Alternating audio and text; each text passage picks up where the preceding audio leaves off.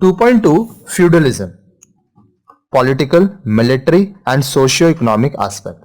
अब देखिए फ्यूडलिज्म का हम लोग कौन कौन सा एस्पेक्ट देखेंगे यहाँ पे, पॉलिटिकल, मिलिट्री और सोशियो इकोनॉमिक एस्पेक्ट देखेंगे। The successor states of the Germanic people in the West managed to restore political stability after the collapse of Roman Empire. जब रोमन एम्पायर का पतन हुआ, जब वो ध्वस्त हो गया, बर्बाद हो गया पूरा, तो जो जर्मैनिक लोग थे, जो सक्सेसर स्टेट जहां पर जो जीते, वो लोग क्या किए, पश्चिम में जो पॉलिटिकल स्टेबिलिटी थी, राजनीति को ठीक किए। In fact, one of these states managed to create a sizable empire under the famous king Charlemagne, which began to collapse after about mid 9th century under the impact of fresh waves of invasion. अब तथ्य ये है कि ये जो इतने सारे successor states बने थे, उसमें से एक जो स्टेट था उसको एक बड़ा राज्य साम्राज्य जैसा बना दिए थे। कौन? चार्लमैग्न, जो एक बहुत ही प्रसिद्ध राजा है, ठीक है। और उनका पतन कब हुआ? मिड 9th सेंचुरी में, जब नए तरीका से लोग क्या करते थे, इन्वेजन, आक्रमण करना स्टार्ट किए। The resulting political chaos led to the emergence of new kind of political order called feudalism. अब ये जो राजनीतिक में उथल पुथल हो रही थी, तो इससे एक नया राजनीतिक आदेश हुआ जिसको फ्यूडलिज्म कहा गया। इट वॉज अ हायरार्किकल और graded organisation of political sovereignty. अब देखिए फ्यूडलिज्म जो था वो हायरार्की था, मतलब सबसे टॉप में कोई बैठा रहता था, उसके हिसाब उसका आदेश नीचे के लोग मानते जाते थे, ठीक है। This hierarchical structure can be understood easily if we visualise a ladder और अ फ्लाइट ऑफ स्टेप्स। इस हायरार्की को आप ऐसे समझ सकते हैं कि अगर आप इसको एक सीढ़ी की तरह समझे या एक फ्लाइट ऑफ स्टेप समझे, एक के बाद एक स्टेप होगा। At the top of the ladder stood the king, below him stood the big lords known as the dukes and earls. सबसे ऊपर कौन था? राजा था, और उसके नीचे कौन थे? ड्यूक्स थे, अर्ल्स थे। Below these lords were a number of lesser lords known as barons. अब ये देखिए, किंग के नीचे ड्यूक्स, अर्ल्स, और इनके नीचे barons. Below these were knights who were perhaps the lowest category of lords. अब देखिए, किंग, उसके नीचे ड्यूक्स और अर्ल्स, उसके नीचे बैरन्स, बैरन्स के नीचे नाइट्स, जो ये माना जाता था कि ये सबसे लोएस्ट कैटेगरी है लॉर्ड्स का। The lords derive their authority from and owned their loyalty to the lord just above them and were known as the vassals of their lord. अब देखिए, जो लॉर्ड था वो अपनी ऊपर वाले का बात सुनता था। जैसे नाइट किसका बात सुनता था? बैरन। तो नाइट क्या हुआ? बैरन का वैसल हुआ। बैरन किसका बात सुनता था? Dukes, earls. तो बैरन्स क्या हुए? ड्यूक और अर्ल्स के वैसल्स हुए। ड्यूक, अर्ल्स किसका आदेश सुनते थे? किंग का। तो ड्यूक्स, अर्ल्स क्या हुए? किंग के वैसल्स हुए। This pattern of relationship between lords and vassals, that is between the bigger lords and the lesser lords, was the same from the top of the ladder to the bottom. अब ये जो relation हम आपको समझाएं कि king का बात ये लोग सुनते थे, इनका बात ये लोग, और इनका बात ये लोग, तो ये क्या है? ऊपर से नीचे तक आता था। These lords were all powerful in their respective local areas. अब अपने क्षेत्र में ये जो भी लॉर्ड्स थे, ये लोग बहुत ताकतवर थे। Thus political power was widely dispersed, unlike in the Roman Empire, where it was concentrated mainly in the hands of the king. तो जो पॉलिटिकल पावर था वो बटा था, रोमन एम्पायर जैसा नहीं था, ठीक है। जहां पे रोमन एम्पायर में क्या होता था कि जो पॉलिटिकल पावर है सिर्फ राजा के पास रहता था। This was the political aspect of feudalism. तो ये क्या हुआ? ये फ्यूडलिज्म का राजनीतिक दृश्य क्षेत्र था, ये एस्पेक्ट था उसका। A unique feature of the new feudal political structure was the personal nature of the bond that linked a lord and his vassal. अब देखिए, इसमें एक यूनिक फीचर, विशेषता ये थी कि जो नया फ्यूडल पॉलिटिकल स्ट्रक्चर बना था, इसमें जो लॉर्ड और वैसल के बीच में संबंध होता था वो देखने लायक होता था, उस हिसाब से होता था। क्योंकि देखिए, नाइट्स और बैरन्स का संबंध अच्छा था, फिर इन ड्यूक्स, अर्ल्स और बैरन का संबंध होता था, किंग का ड्यूक, अर्ल्स के साथ होता था। An elaborate ceremony would be organized to establish this bond. अब एक सेरेमनी किया जाता था जिससे ये जो लोगों में बॉन्डिंग है, संबंध, वो अच्छा हो। In this ceremony, a vassal would take a vow to serve the Lord all his life. vow मतलब कसम खाना, प्रॉमिस लेना. तो ये जो सेरेमनी होता था, इसमें वैसल क्या करता था, वह कसम खाता था कि वह अपने पूरे जीवन भर अपने लॉर्ड का सेवा करेगा. Simultaneously, he also accepted the protection of the Lord. साथ साथ वह यह भी कसम खाता था कि वह अपने लॉर्ड का प्रोटेक्शन करेगा, उसकी रक्षा करेगा. Protection was important since these were politically unstable time. अब प्रोटेक्शन इसलिए जरूरी था क्योंकि वह जो समय था जब फ्यूडलिज्म आया था तो राजनीतिक तौर पर यह बहुत ही अनस्टेबल था. हम इसमें उथल पुथल होती रहती थी.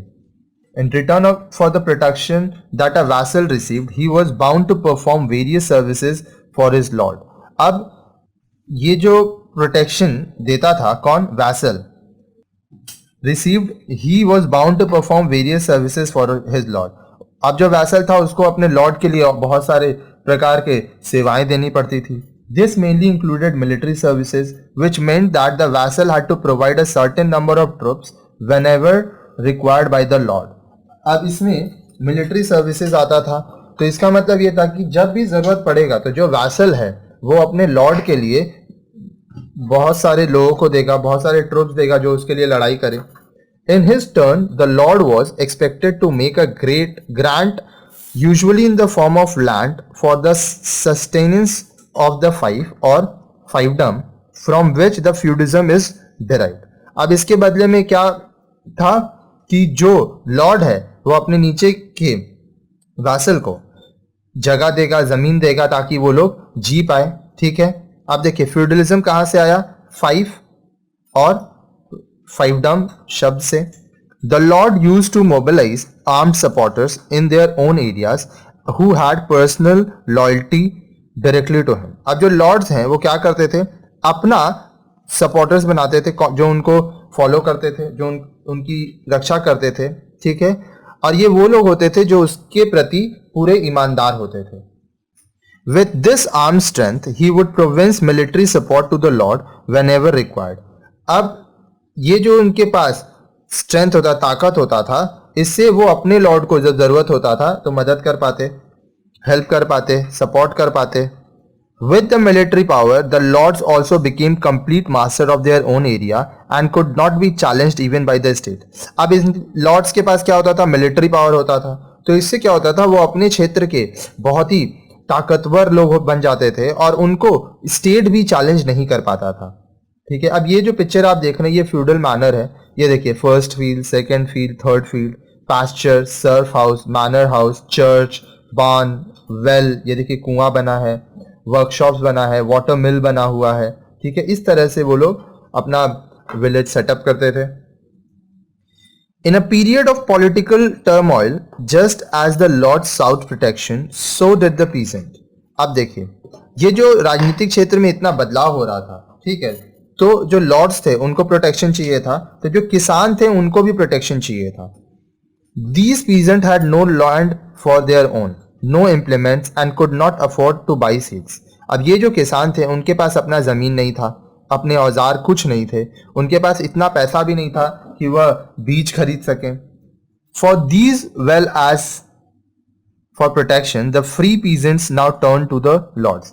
अब इन सब चीज़ों के लिए, ज़मीन के लिए, बीज के लिए, खेती करने के लिए, जो सामान लगेगा उन सब के लिए, ये जो किसान थे जो जिनके पास कोई काम नहीं था, वो प्रोटेक्शन के लिए भी किसके पास गए, लॉर्ड्स के पास. These dependent peasants of medieval Europe, tied to the soil and completely subject to the authority of the lord, were called serfs.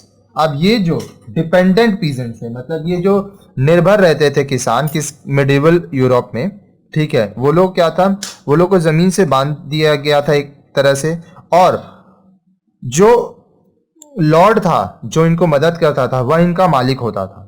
वह जो कहता था उनके गुलाम की तरह ये लोग रहते थे और इनको सर्फ कहा जाता था. A major proportion of the wealth generated during this period was through their exploitation. अब ये जो सर्व्स होते थे, ये लोग इनका शोषण करके ये जो राजा थे, जो लॉर्ड्स थे, वो पैसा कमाते थे. To understand how this happened, let us see how agriculture was organized during this period. अब ये कैसे होता था, इसको समझने के लिए आइए हम लोग पढ़ते हैं कि उस समय खेती बाड़ी जो थी वो कैसे ऑर्गेनाइज की जाती थी.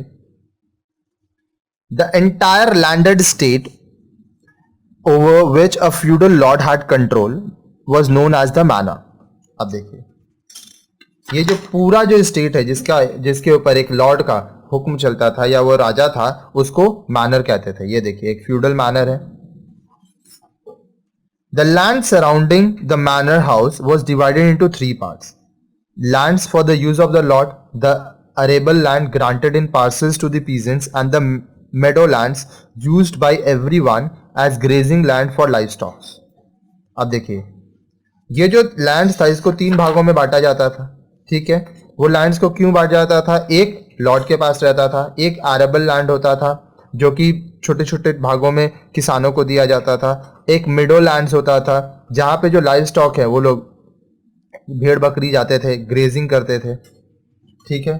क्योंकि देखिए, जो लॉर्ड जिस हिसाब से बांटेगा उस हिसाब से ही सब कुछ चलेगा, ठीक है। और लाइव स्टॉक क्या होता है? जो जानवर उस समय होते थे उनके लिए भी जमीन होता था ताकि वो चर सके, घास चर सके, खा सके। The serfs who occupied these parcels और holdings were regarded tenants of the lord of the manor. अब जो सर्व्स होते थे वो किसान जो कि लॉर्ड का जमीन पर काम करते थे, ठीक है, वो लोग टेनेंट्स होते थे। Being tenants they had to give something to the lord as rent। अब टेनेंट्स थे तो उनको लॉर्ड्स को रेंट के रूप में कुछ देना पड़ता था। The rent was paid by peasants in the form of labour service to the lord. अब वो लोग जो किसान थे वो लोग रेंट कैसे पे करते थे? वो लोग लॉर्ड को लेबर सेवाएं देते थे। They also worked on the land of the lords for a certain number of days in a week. वो जो लॉर्ड का जमीन था उसमें हफ्ता के कुछ दिन काम करते थे। The serf had to put in extra labor during agricultural season when plugging, harvesting and threshing was required। जब खेती का मौसम होता था तो प्लाउइंग करने के लिए, कटाई करने के लिए सर्फ जो थे उनको एक्स्ट्रा काम करना पड़ता था, ज़्यादा समय देना होता था। Such unpaid labor service also included other heavy tasks such as construction work, hoeing and cutting of firewood। अब ये जो अनपेड लेबर था, क्योंकि ये लोग टेनेंट्स थे, इनके तो रेंट देना था, तो इनको बहुत ही भारी भारी काम करना पड़ता था, कंस्ट्रक्शन का, होविंग का, फिर जलाने के लिए जो लकड़ी होती थी वो ये लोग काटना पड़ता था, ठीक है। होइंग क्या होता है? कुल्हाड़ी से काटना। क्या काटते थे लोग? लकड़ी। In the later phase of feudalism these labour service were gradually substituted by those payable in money. अब बाद में फ्यूडलिज्म के लेटर फेज में, बाद वाले दौर में, ये जो लेबर सर्विस था इसको कैसे सब्स्टिट्यूट किया गया? पैसे से। आप अगर सर्विस नहीं दे सकते, सेवा नहीं दे सकते, समय नहीं दे सकते तो आप पैसा दो। The serf also had to pay some dues और taxes in kind which came from the share of their own produce. अब जो सर्फ्स होते थे वो अपना ड्यू चुकाते थे या टैक्स देते थे, किस चीज पे? अपने उत्पादन पे। These were often introduced arbitrarily whenever the Lord wanted more resources। जब लॉर्ड को ज्यादा संसाधनों की जरूरत होती है थी तब वह इसको ऐसे भी मांग लेते थे। The Lord also extracted from the peasant in an indirect manner। अब जो लॉर्ड्स थे वो किसानों से दूसरे तरीकों से भी समान पैसा लेते थे, उनका शोषण करते थे। The manner was a self sufficient economic unit. अब देखिए, जो मैनर होता था, ठीक है, वो क्या था? एक सेल्फ सफिशिएंट इकोनॉमिक यूनिट था। This means that almost all articles of everyday use were produce and consumed on it. इसका मतलब क्या हुआ? प्रतिदिन इस्तेमाल होने वाले जो भी चीजें होती हैं वो यहाँ पे ही उत्पादन की जाती थी और उसका उपभोग किया जाता था। For this there were various facilities like smiths for turning out iron object, flour mills for grinding wheat और corn, ovens for baking bread, wine presses for making wine from grapes and various workshops for making products of everyday use। अब उस समय क्या होता था? लोहार होते थे। स्मिथ्स कौन होते हैं? लोहार। ये लोग क्या करते थे? लोहा का सामान बनाते थे। फिर ग्राइंडिंग मिल्स होता था जहाँ पे आटा, भुट्टा ये सब ग्राइंड किया जाता था, पीसा जाता था। फिर ओवेंस होता था जहाँ पे ब्रेड, पावरोटी बनाया जाता था, उसको बेक किया जाता था, केक भी बनाया जाता था। फिर उस समय वाइन प्रेसेस जहां पे अंगूर से शराब, वाइन बनाया जाता था। और बहुत सारे वर्कशॉप्स थे उस समय जहां पे प्रतिदिन इस्तेमाल होने वाली चीजों का उत्पादन होता था। All of these were owned by the lord. अब उस समय जो राजा होता था वह इन सब का मालिक होता था. The peasants were forced to use these facilities and the charges for these would of course be fixed by the lord according to his own will.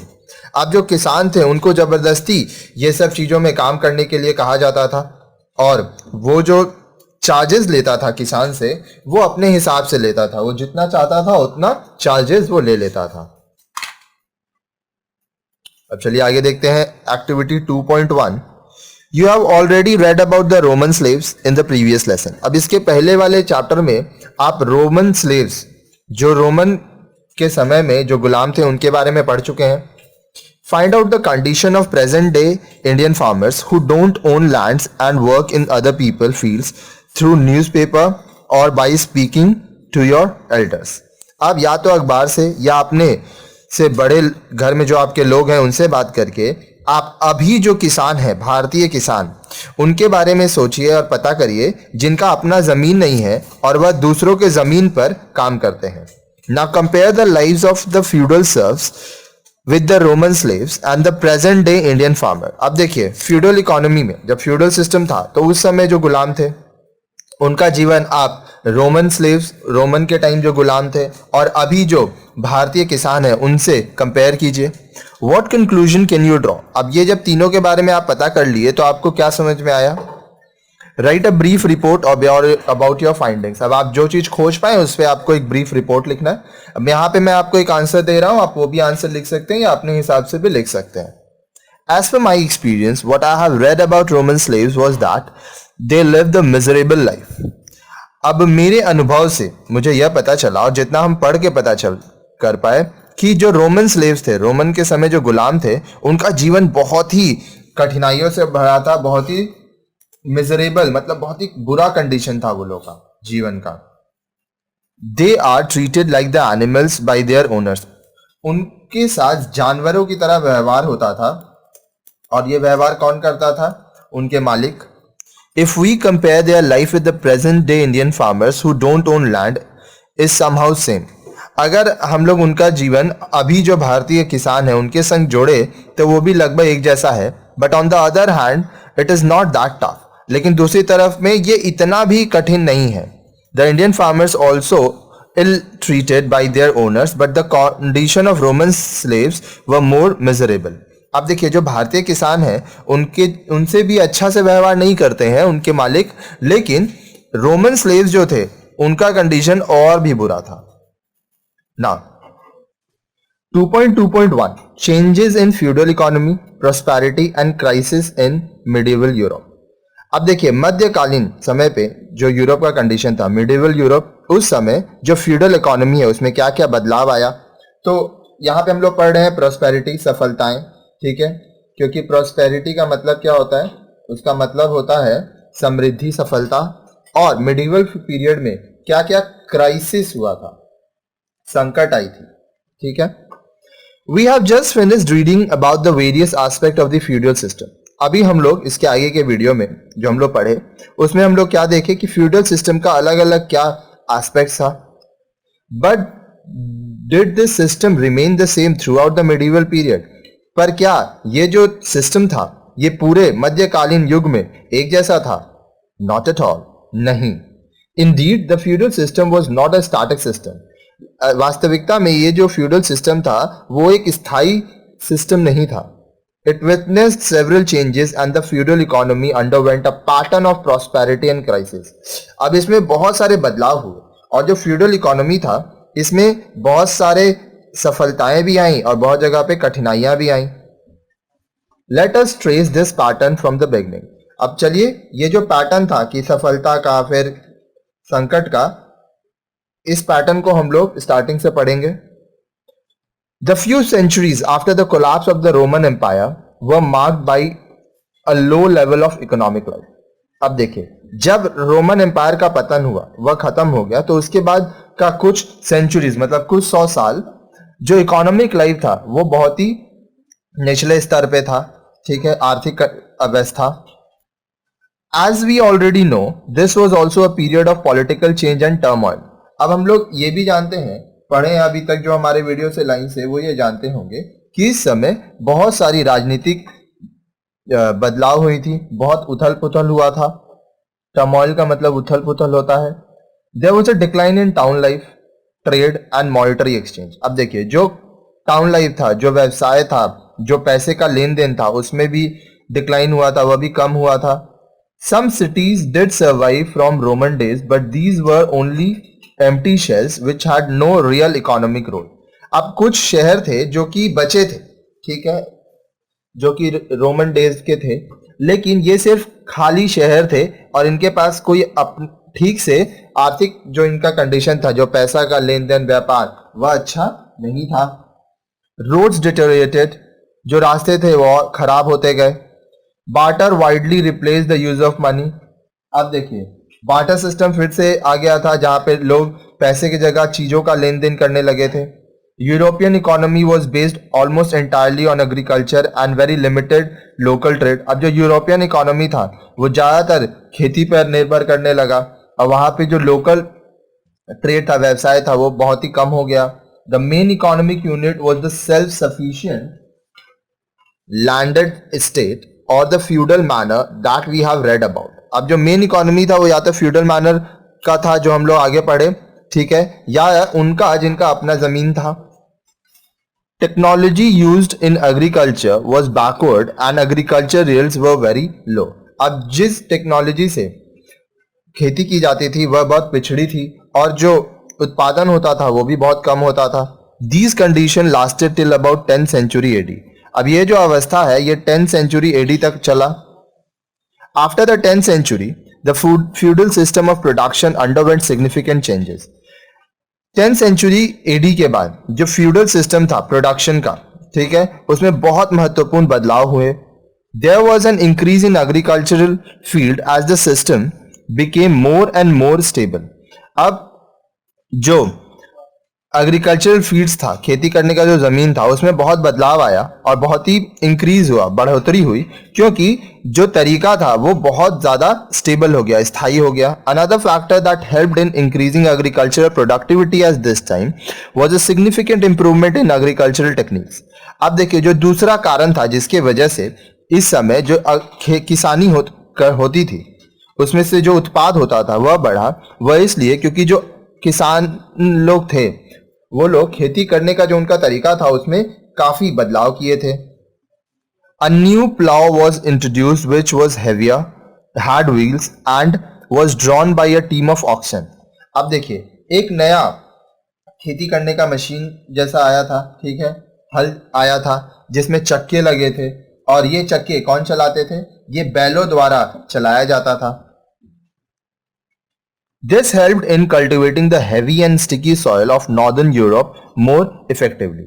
अब इससे क्या हुआ, जो भारी और चिपचिपा जो जमीन स्तर था नॉर्दर्न यूरोप, उत्तर यूरोप का, उसको अच्छे से वो लोग जोत पा रहे थे।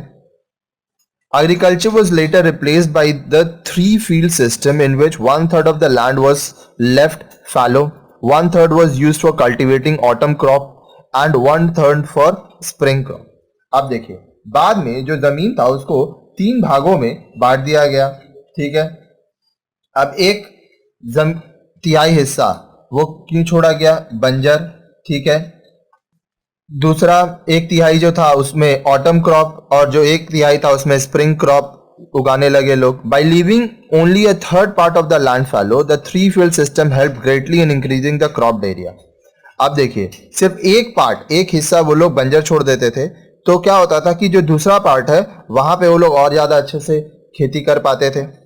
The new plough, third field system and the other innovation in agricultural techniques helped in increasing the agriculture yield by several times। अब देखिए, नया जो हल आया, ठीक है, जिसमें चक्के लगे थे, बैलों द्वारा यह खींचा जाता था। फिर जो थ्री फील्ड सिस्टम आया और भी जो नए नए तरीके आए खेती करने के, उससे खेती की जो उत्पाद हुई वह काफी गुना बढ़ गई। Along with the expansion in agriculture, the period from 10th to 12th century was also witnessed the revival of trade and the growth of town life। अब देखिए, यहाँ पे जो खेती बढ़ी, ठीक है, 10वें से 12वें सेंचुरी तक, यहाँ पर यह भी देखा गया कि व्यापार और टाउन, कस्बों का जो जीवन है वह भी काफी बढ़ा, उसमें भी काफी विकास हुआ।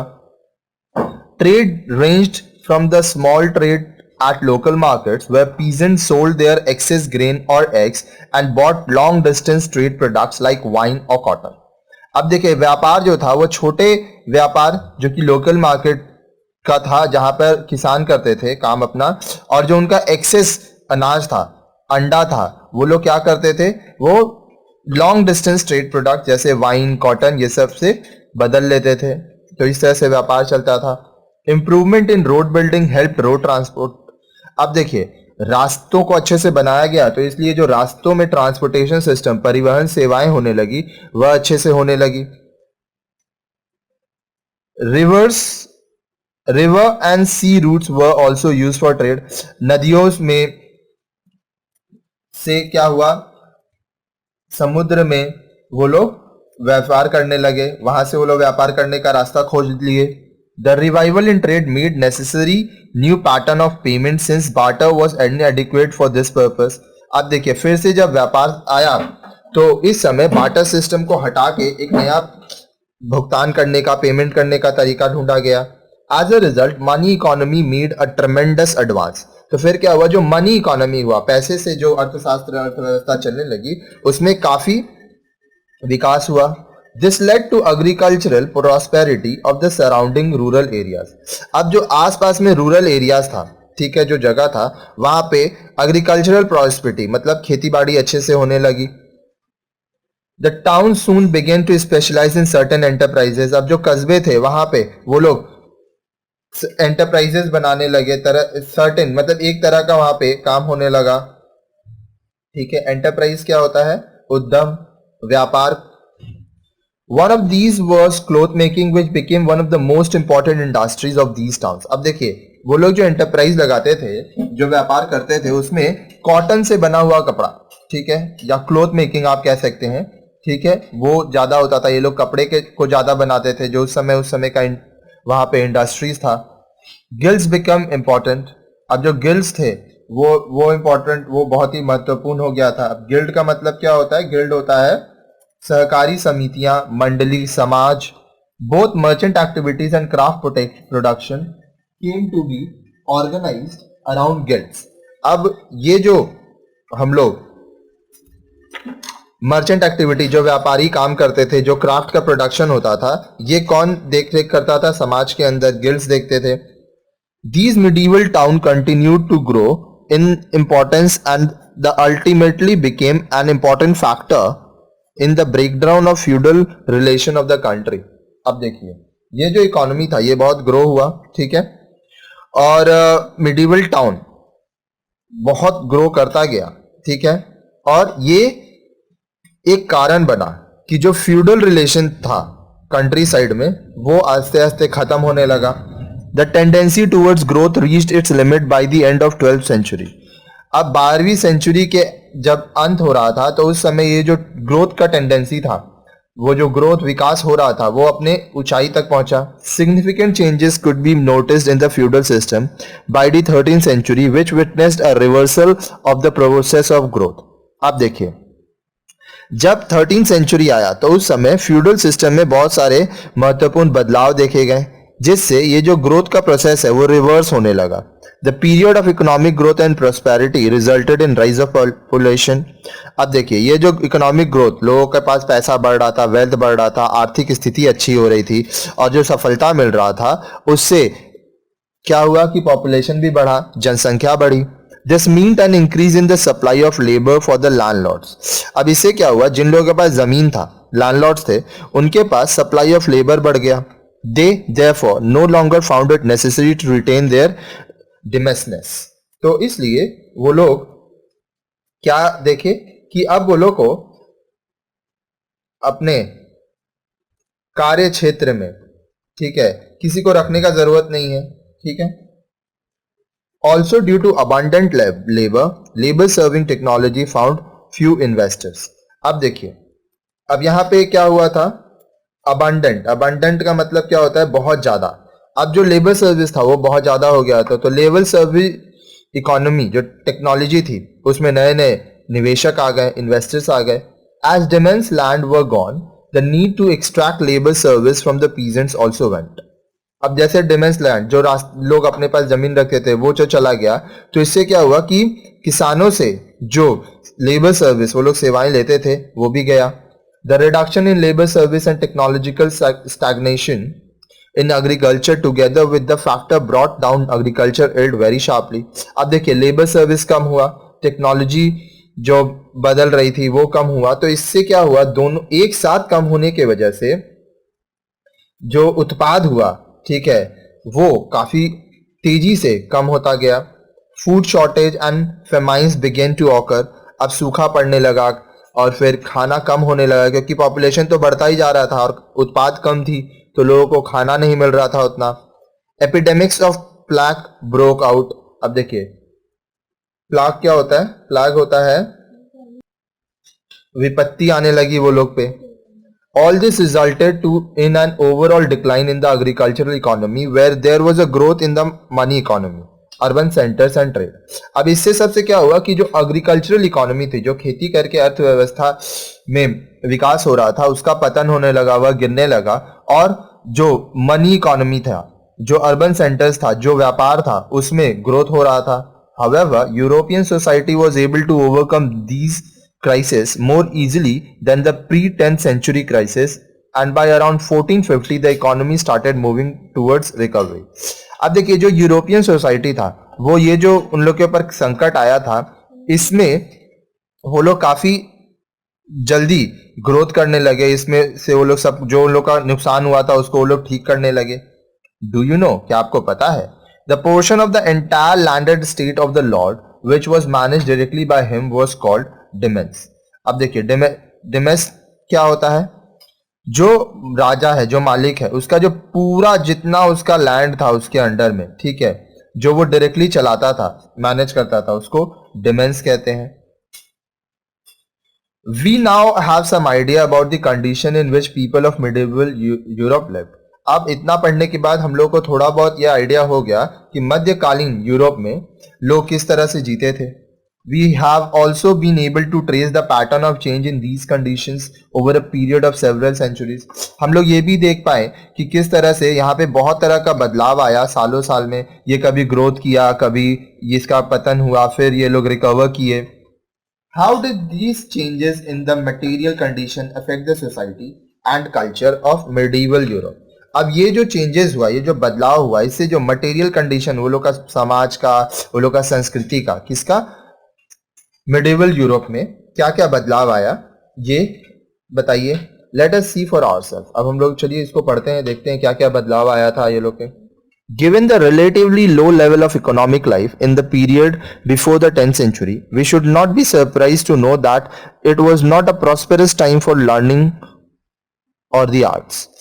अब हम लोग ये क्या पढ़े थे कि 10th सेंचुरी से पहले उन लोग का जो इकोनॉमिक लाइफ था, ठीक है, जो आर्थिक अवस्था थी जीवन की, वो बहुत ही निचले स्तर पे थी. ठीक है, तो हम लोग को चौंकना नहीं चाहिए ये जान के कि उस समय वो लोग के पास इतना समय नहीं रहता था कि वो लोग कुछ पढ़ सके या कलाकृति का कुछ काम कर सके. During this period learning remained a privilege of the few. अब इस समय पढ़ाई लिखाई करना ये सिर्फ कुछ ही लोगों को नसीब होता था. The masses received no formal education. अब राज्य में जितने लोग थे उसमें से ज्यादा लोगों को तो फॉर्मल एजुकेशन, ना वो लोग स्कूल जा पाते थे, ना कहीं से प्रॉपरली पढ़ पाते थे. In fact, the language of learning was Latin, which was known only to the priestly class. अब देखिए जो पढ़ने का जो भाषा था, जिसमें वो लोग पढ़ाई करते थे, वो कौन सा भाषा था, लैटिन. और ये सिर्फ किनको पता होता था, जो लोग प्रीस्ट क्लास से थे, मतलब पुजारी के वंश से थे. However, even this little bit of education was of a very narrow kind. लेकिन अब ये भी जो थोड़ा बहुत ये लोग पढ़ाई करते थे वो भी बहुत ही नारो था, बहुत ही कम था. It consisted mostly of memorization without any reasoning or questioning. अब इसमें ज्यादातर वो लोग सिर्फ याद करते थे, रट्टा मारते थे, कोई क्रॉस क्वेश्चनिंग नहीं होता था, कोई तर्क नहीं होता था.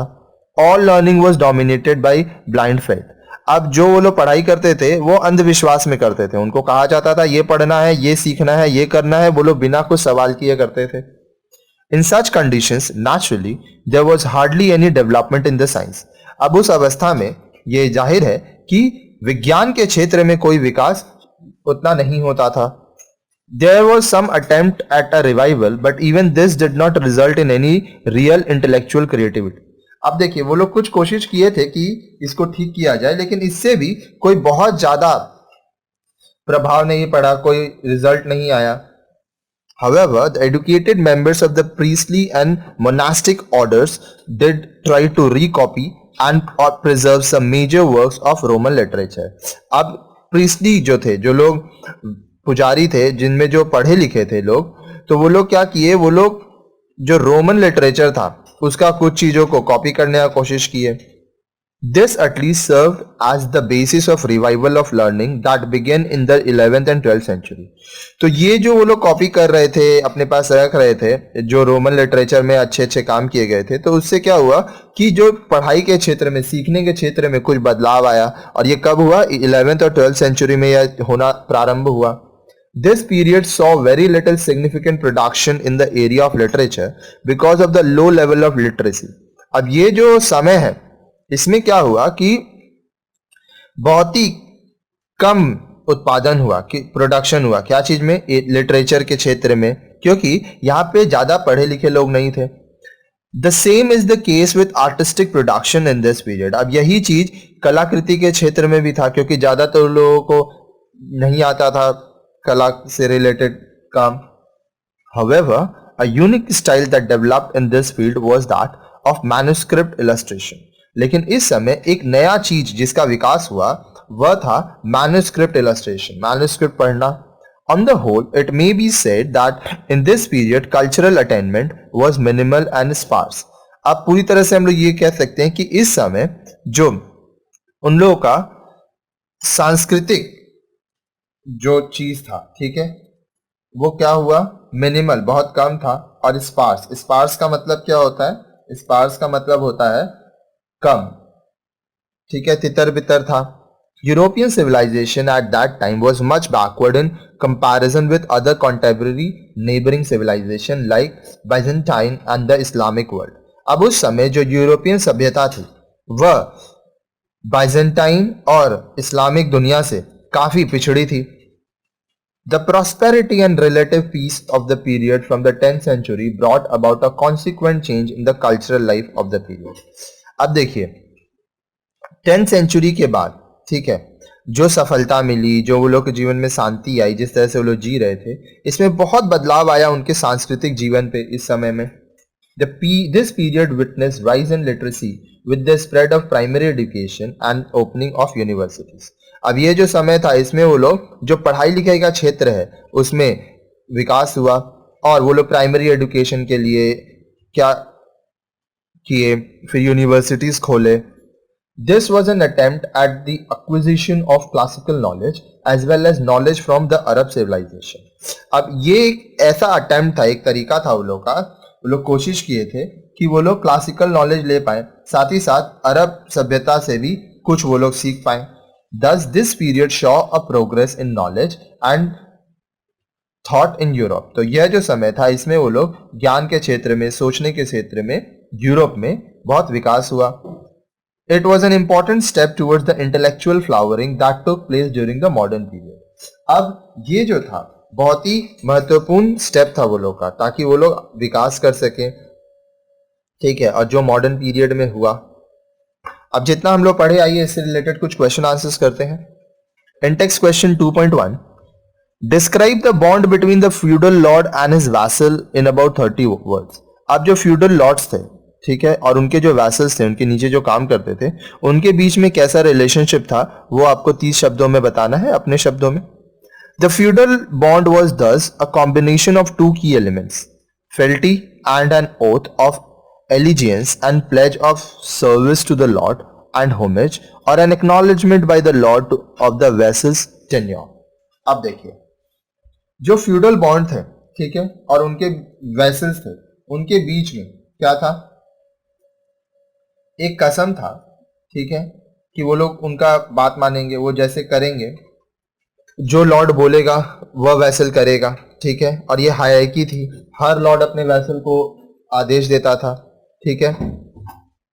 The arrangement was not forced on the vassals. It was profitable for the vassals and made on mutual consent, and it fostered the elegance necessary for royal control of distant land.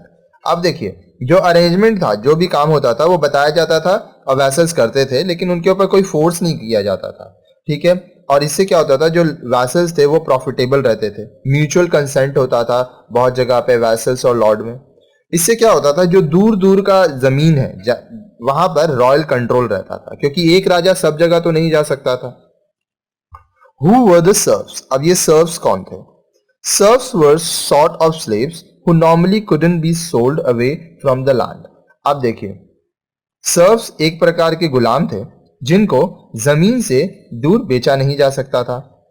Putting it another way, they were tenant farmers who, in addition to paying a percentage of their crops as rent, owed a number of other obligations to their landlord. अब दूसरे शब्दों में हम ये भी कह सकते हैं कि ये क्या थे, ये टेनेंट फार्मर्स थे, ठीक है। ये किसान थे जिनको लॉर्ड्स, जो उनका लैंडलॉर्ड था, वो अपना जमीन देता था ताकि वो उसमें काम कर सके, और फिर वो जो खेती होती थी, जो अनाज पैदा होता था, उसका कुछ परसेंटेज वो अपने लैंडलॉर्ड को देते थे। और बहुत सारा ऑब्लिगेशंस भी था उनके ऊपर जो कि उनका लैंडलॉर्ड लगा के रखा था। Among these are the duties to work on the landlord's private land so many days a month and pay fees for things like getting permission to marry or for one's children to marry.